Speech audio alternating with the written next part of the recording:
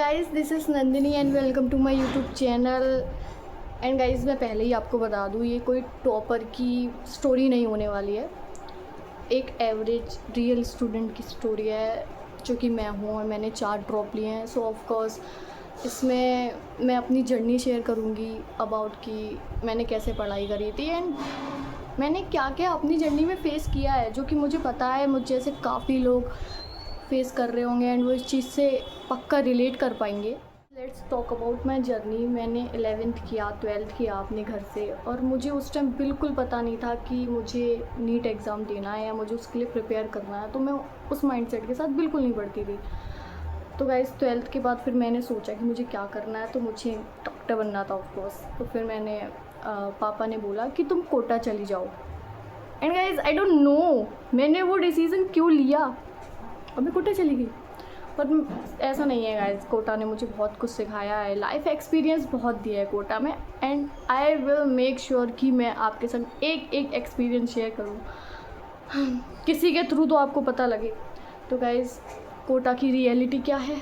और लेकिन गाइस, कोई मुझसे पूछे कि मैंने इस एग्ज़ाम में 4 साल दिए हैं तो वो वर्थ इट है, तो इसका आंसर इतना इजी नहीं है मेरे लिए देना, क्योंकि मैंने अपना टाइम इन्वेस्ट किया है इस एग्ज़ाम में। इतना 4 साल बहुत होते हैं किसी एक चीज़ पे इन्वेस्ट करना।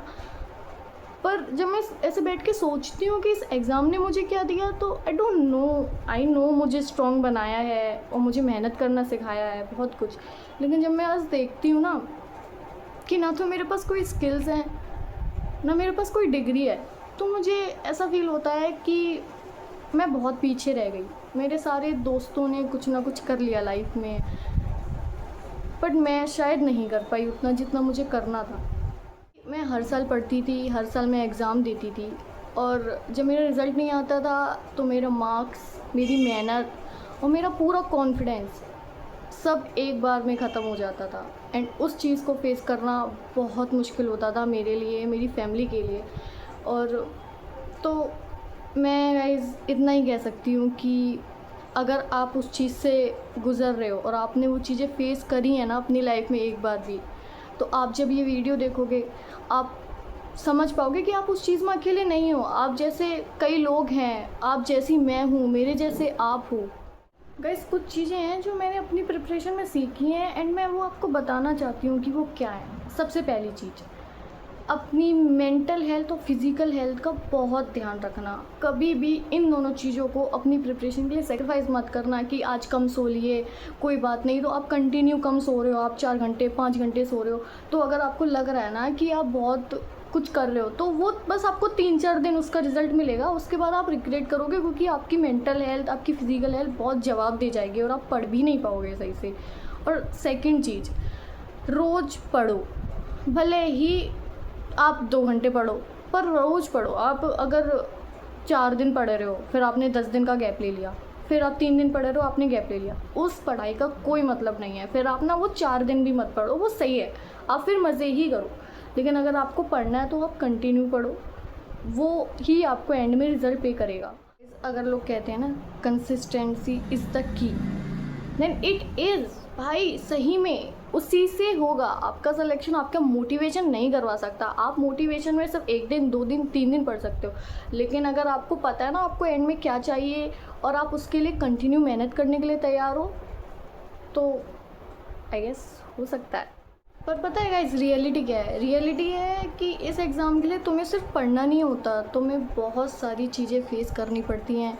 जब तुम्हारा नहीं अगर क्लियर होता है तो तुम्हें ये फेस करना पड़ता है कि तुमसे सोसाइटी आके, तुम्हारे रिलेटिव्स, तुम्हारे पेरेंट्स, तुम्हारे फ्रेंड्स आके आपसे पूछते हैं कि इस बार भी नहीं हुआ, इस बार भी कॉलेज नहीं जा रही है, इस बार भी यार कुछ साइट से ज्वाइन कर ले। लेकिन आप, बस आप जानते हो कि आपने उस चीज़ के लिए कितना डेडिकेट होके मेहनत करी है। आपकी फीलिंग उस टाइम कोई नहीं समझता। सबसे ज़्यादा मुश्किल होता है मेंटल प्रेशर जो आपके ऊपर रहता है पूरी प्रिपरेशन के टाइम, वो सिर्फ आप समझ सकते हो। क्योंकि अगर आपने मेहनत की है तो बहुत डिफ़िकल्ट हो जाता है उस बुरे रिज़ल्ट को फेस करना जो आपकी एक्सपेक्टेशन जैसा नहीं आया। आप अपनी आंखों के सामने अपनी पूरी मेहनत ख़राब होते देखते हो, आप ताने सुनते हो। बस उस टाइम आप होते हो और आपकी मेहनत जिसका कोई जवाब नहीं है। आप किसी को कोई जवाब नहीं दे सकते, आप चाहे कितना भी कह लो मैंने पढ़ा था, पर लोग तुरंत आते हैं और कह देते हैं कहीं तो कमी रही होगी। वो सबसे ज़्यादा हार्ड होता है फेस करना। एंड गाइस, मुझे लगता है हम कभी कभी लाइफ में सिर्फ एग्ज़ाम नहीं हारते, हम उस एग्ज़ाम में जो लगाया हुआ, जो हमने खुद पे भरोसा किया था, वो हार जाते हैं। एंड हम जब उस भरोसों को वापस ला पाते हैं ना, तो वो हमारे लिए सबसे बड़ी जीत होती है। ये मैंने अपनी खुद की जर्नी से सीखा है। जब आप दोबारा से खुद से ही बोल पाते हो नहीं यार, एक एग्ज़ाम मेरी वर्थ डिसाइड नहीं करता, देन इस पॉइंट पे यू विल रियलाइज़ कि नहीं यार, मैंने अपने आप को स्ट्रॉन्ग बनाया है। भले ही मुझे कुछ मिला, रिज़ल्ट मुझे जैसा चाहिए था मिला, नहीं मिला वो बात की बात है, लेकिन मैंने ये ट्राई किया ना इतना, यही बहुत बड़ी बात है। यही काफ़ी लोग नहीं कर पाते हैं। तो गाइस, अगर मेरी स्टोरी का एक भी पार्ट आपको अपने आप से रिलेटेबल लगा हो, तो आप मेरी जर्नी में रह सकते हैं मेरे साथ। एंड मैं आपके साथ और भी बहुत सारी चीज़ें शेयर करूँगी कि मैंने अपने ड्रॉप में क्या क्या गलतियाँ की जो आप ना करो, और मैं आपको गाइड करूँगी कि गाइस